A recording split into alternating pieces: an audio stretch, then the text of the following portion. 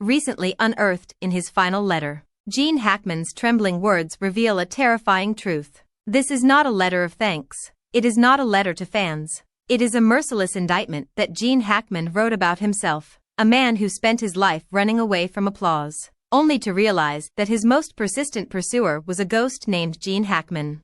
For the first and last time, he shouted out all the untold secrets. This letter not only shocked fans, but also ripped apart the legend's facade, exposed a wounded soul and dragged us all into the hell in which Gene Hackman was trapped. Read on.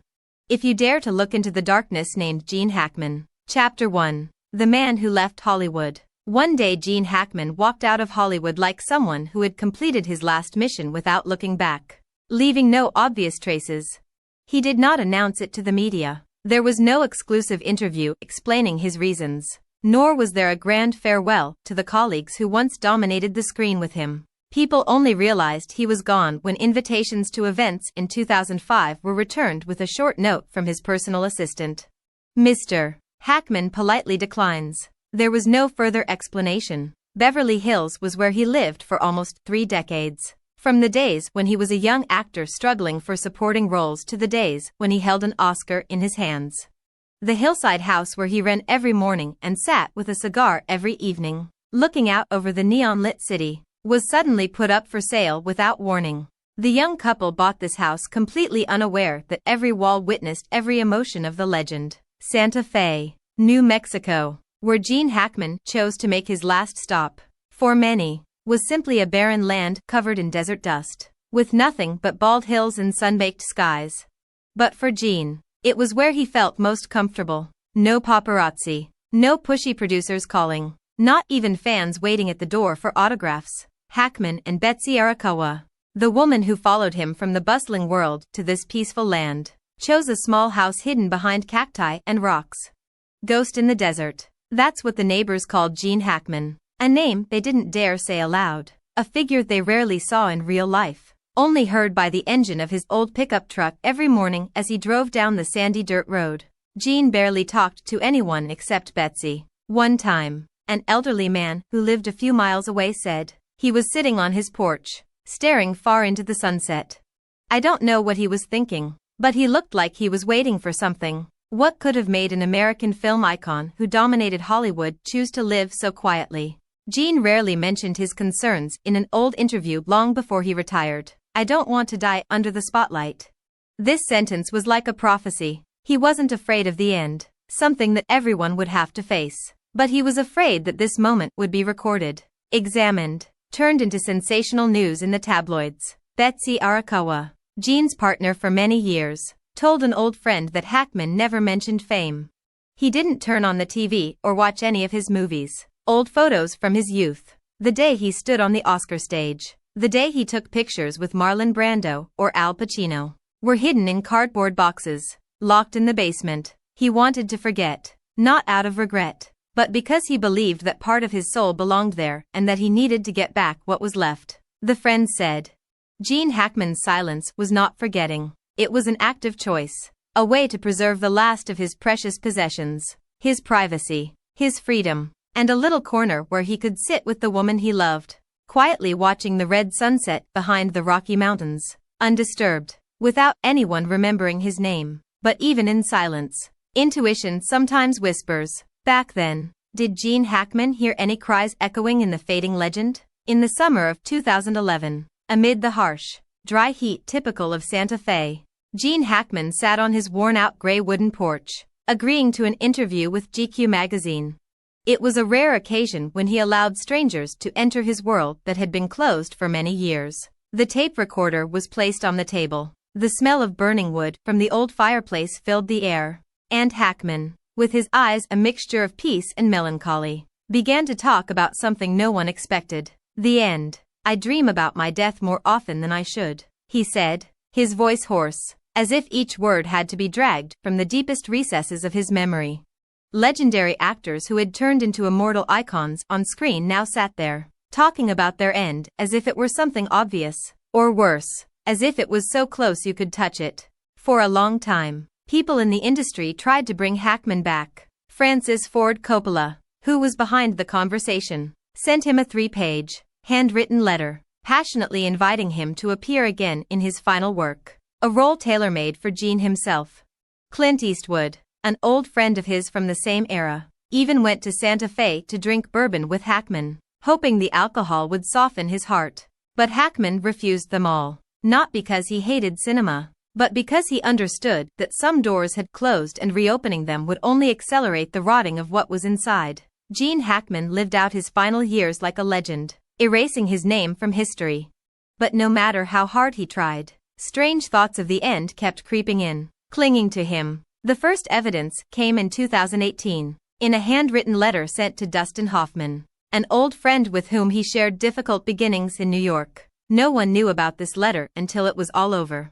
When Dustin revealed this, Hackman's shaky handwriting became the first fragment revealing his complex psychological picture in the last years of his life. If one day I disappear, remember that I was happy, but not always. Strange news, both light and heavy at the same time.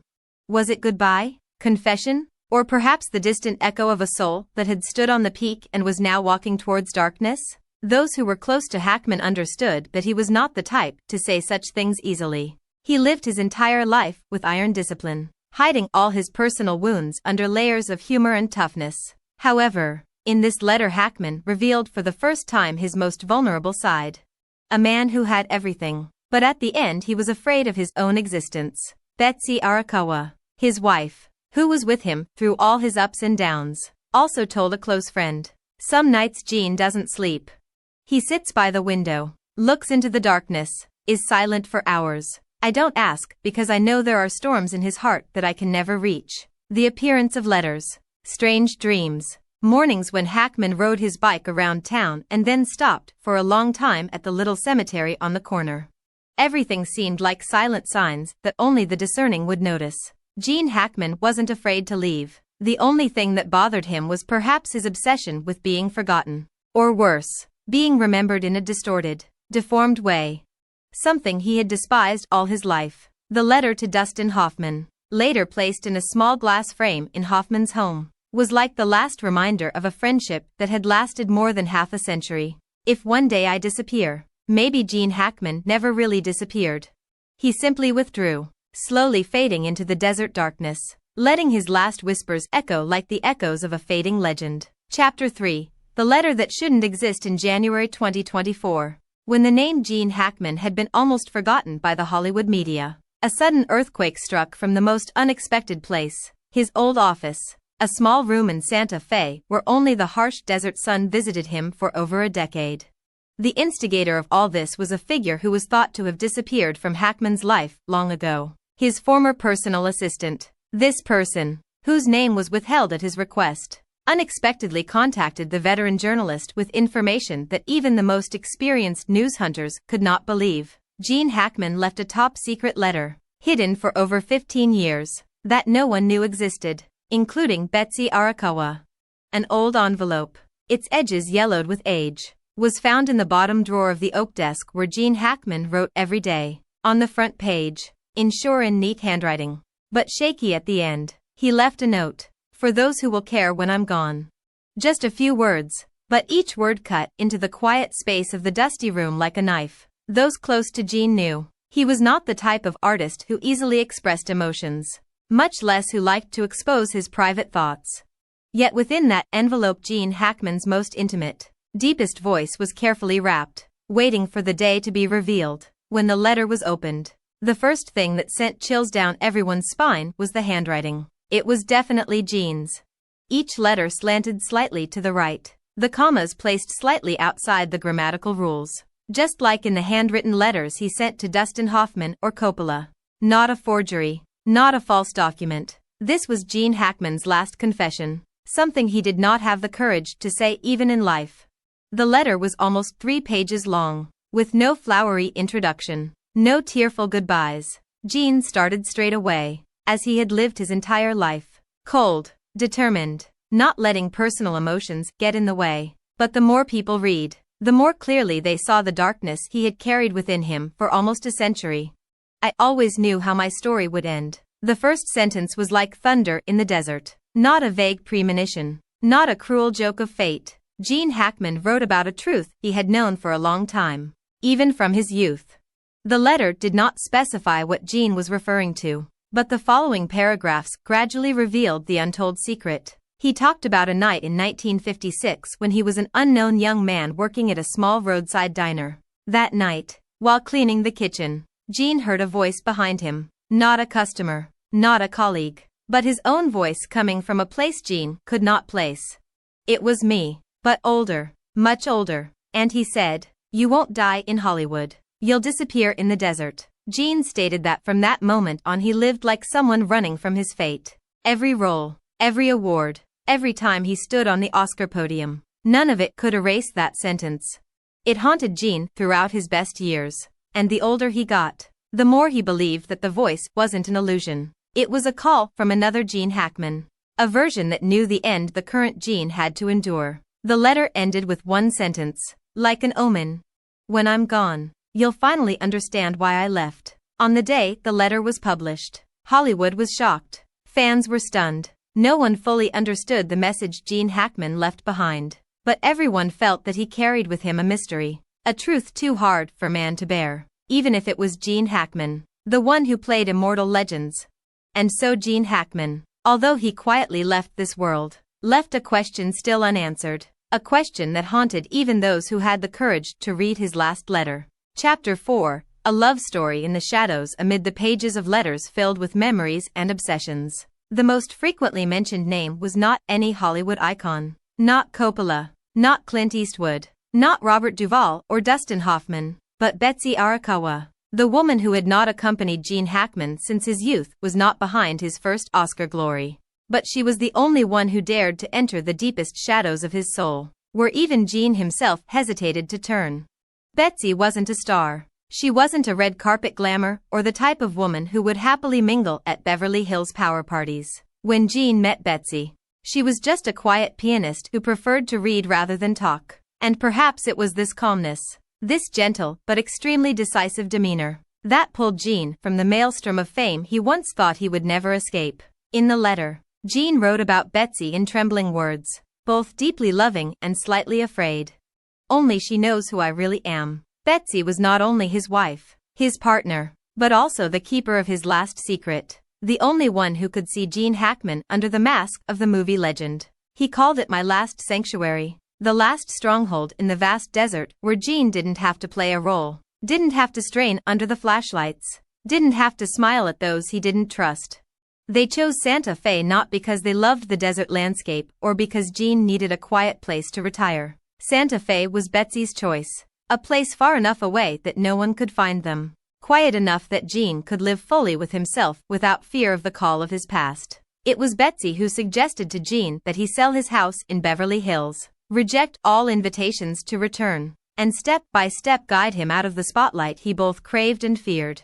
Gene admitted that without Betsy, he may never have had the courage to step outside of his Hollywood persona. He was afraid. He was afraid that if he stood in the spotlight too long, one day he wouldn't recognize himself anymore. And Gene knew that the temptations, the traps of power, were already under every step on the red carpet. One slip and he would slip like so many other legends. But in addition to his fear of fame, Gene had another obsession, an obsession with losing Betsy.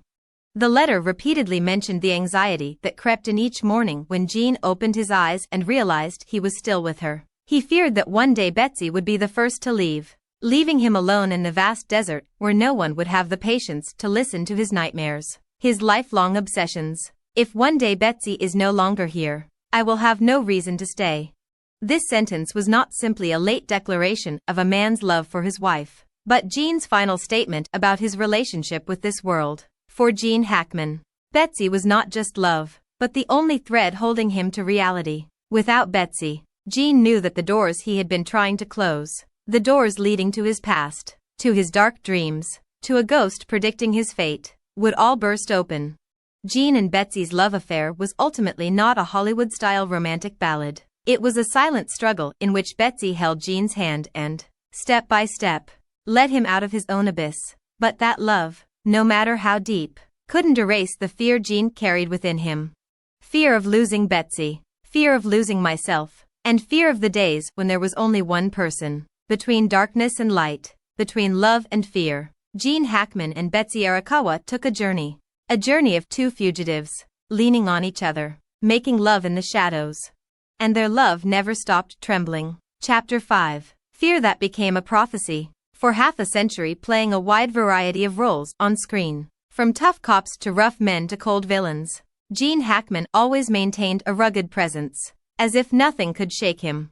But that was just the armor he wore on camera. Beneath that tough exterior, there had always been an obsession, a fear that had crept in since Gene was a 13-year-old boy standing still on the porch when he heard that his father had decided to take his life. The shadow of his father, the man who quietly left Gene's life without saying goodbye, never stopped haunting him. In pages of letters found after Gene's departure, he wrote that there was a curse running through the Hackman bloodline, a haunting curse. All Hackman men die alone or close the doors of life with their own hands. Gene never mentioned this curse publicly, but it was the dark background music that played throughout his life. Even as fame surrounded him and awards filled the shelves, Gene Hackman always felt that something invisible was following him, as if someone was constantly whispering in his ear about the inevitable end. He once told some close friends about recurring dreams in which Gene stood in a vast desert, alone, without Betsy, without anyone. Only sand and wind, and in the distance he could hear his father's hoarse voice. This dream haunted Gene so much that even in his greatest years he always refused to play roles involving men who destroyed themselves. In the letter, Gene did not explicitly admit that he believed in supernatural or predestined fate, but between the trembling lines he left a memory that sent shivers down the reader's spine. Gene told of a winter afternoon in 2008 when he stood at the window of his Santa Fe home, looking out at the endless desert. At that moment, Gene suddenly felt cold air envelop him, colder than the desert winds, and then he heard someone calling his name. The voice was hoarse, tired, but so familiar that Gene shuddered. It was the voice of his father who left Gene when he was still a boy. This moment didn't last long. Gene turned around. The house was empty, only Betsy sitting and reading a book by the fireplace. But from that moment Gene knew. He felt the presence of something very close, very real. I don't know how it will happen, but I will know when it is close. The line Gene left was like a prophecy to himself. He didn't know what day it would be, but Gene was sure he would feel the cold breath of fate as he stood behind him. The curse of the Hackman family was not just a family story, but for Gene it became a guide in all his life choices. He slowed down, left Hollywood at his peak, not because he was tired of acting, but because Gene believed that if he continued in the spotlight, he would no longer see the line between himself and the characters he played. Gene was afraid of becoming one of the tragedies he played. Lonely people lost, devoured by the demons in their minds. The letter ended with a short line, but as chilling as an echo in the desert night. If you are reading this, I am already part of the desert wind, not a flowery farewell, not an emotional letter, but a cold prophecy, as if Gene Hackman knew his end. Knew that one day, when the desert sands swept away his tracks, only the wind, the sand, and the mysterious curses of the Hackman family would remain. Chapter 6. Lost, Found and Forever Remembered. When the old envelope with the quivering words, "For those who care when I'm gone," was released to the media, Hollywood fell silent. Experienced actors who shared the screen with Gene Hackman, from Robert Duvall, Al Pacino, to Dustin Hoffman, could not hide their shock. People thought Gene Hackman had quietly closed down his life in Santa Fe, like an old warrior sheathing his sword after decades of wandering. But it turned out that behind the doors of the desert house, behind the walls separating Gene from the outside world, lay a soul that would never know complete peace. The letter wasn't long, but each sentence was a fragment revealing the chaotic inner world of a legend, someone who had passed through the spotlight, walking between the boundaries of light and darkness. Throughout his career, Gene Hackman was portrayed as a symbol of tough men, wild souls, ready to break down any barriers. But eventually fans realized that this strong man was simply a man who knew fear. The fear of what was out of control. The fear of his own thoughts. In the letter, Gene not only talked about death, but also about fading away, something that haunted him more than any other serious role he had ever played. He feared that one day his name would be forgotten like a grain of sand blown away in the desert. For Gene, death was not as terrifying as the fact that people no longer spoke of him, no longer remembered what he had been through, what he had suffered, what he had loved. When no one remembers, does that mean I never existed? A rhetorical question, but one that encapsulated all the loneliness of a man who had spent his entire life in front of the camera but wasn't sure who he really was when the lights went out. The last letter became Hollywood's strangest will. Not a career summary, not a sweet message to loved ones, but a naked piece of confusion in which Gene Hackman came face to face with himself. Without roles, without scripts, without directors. This was the first and last time Gene Hackman was honest with Gene Hackman. This letter also exposed his deep-seated fears. The fear of the family curse. The fear of being dragged into the lonely darkness like his father had been in the past. From the boy hiding behind a door, watching his father's shadow fade, to the old man sitting quietly in the desert and writing his last lines to himself. Gene Hackman never truly escaped this fate. He escaped by playing the game, becoming dozens of other people. But ultimately the only person Gene couldn't transform into was the real Gene Hackman. What sent chills down the spine of fans the most was the last prediction in the letter. If you are reading this, I am already part of the desert wind. No one knew when Gene wrote this line, or whether he had a premonition of his passing, but when the letter was found, it truly vanished into the wind, becoming part of the New Mexico desert where Gene Hackman had once gone missing, been found, and was now forever remembered. This letter did not note achievements, did not mention 2 Oscars, did not talk about classic films. Gene Hackman left only a piece of his soul, nameless sadness and naked truth.